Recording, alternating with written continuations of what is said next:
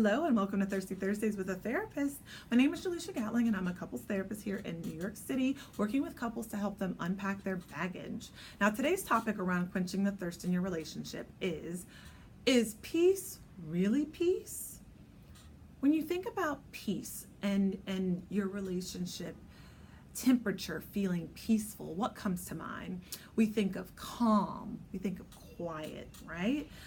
Sometimes we may confuse quiet to mean that there's connection, and they're not always bundled together. If they are, that's beautiful and wonderful. But I want to talk about how sometimes we may convince ourselves that things are going really well in our romantic relationship because things have been quiet.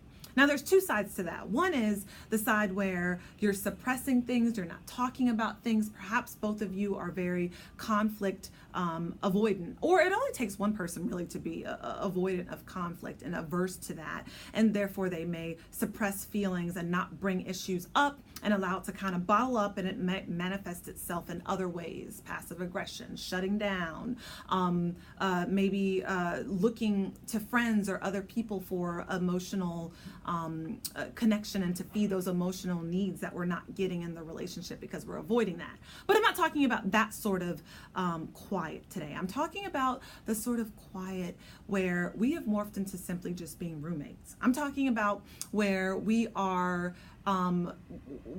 we're basically just friends or just co-parents at this point. We're getting along, and maybe because there's not high conflict and we're not at each other's throats, we're not bickering that much, we're getting along for the most part, that we kind of lose sight of the romantic piece of the relationship that makes us different from any other sort of friendship or relationship that we have, that we're not putting forth effort and time and energy and being really intentional about fostering intimacy in a relationship that is romantic on a deeper level.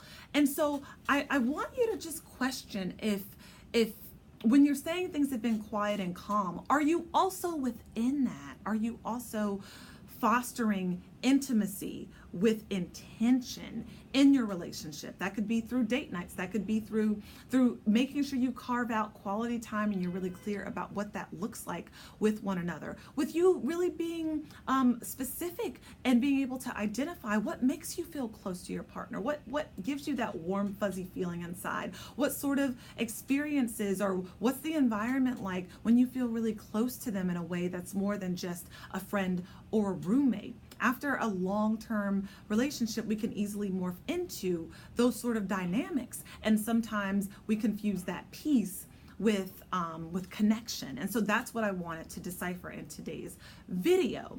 Now, kind of going back to being conflict avoidant, I want to talk about that in my next video, because I think that sometimes we may be staying quiet, not voicing our feelings or opinions or being vulnerable in a relationship because we want to avoid conflict. Maybe we've been enjoying the peace, and the last time that we brought up an issue, we were we remember the feeling of this huge blowout happening, or maybe not feeling heard, and so we associate very negative things with the prospect of conflict.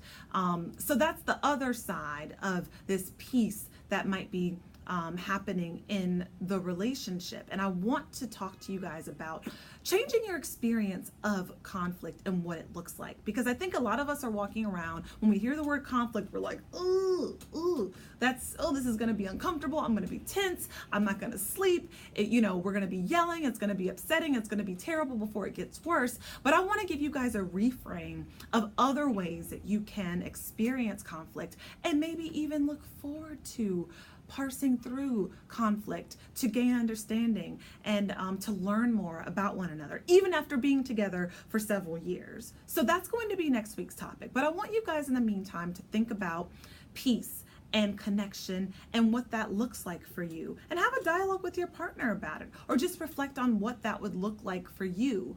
And if it's something that you haven't quite experienced in a more ideal way, really explore what that could look like for you. So I want you guys to think about that. Tune in next week. We're going to talk more about conflict and how you can experience that in more healthy, positive ways. And you guys, in the meantime, if you want to explore this with me or see if we might be a fit to work together and talking about conflict and working through that in a really healthy way, give me a phone call. Reach out to me via my website, www.letsunpacktherapy.com. We can set up a consultation and have a chat. I'll see you guys next Thursday.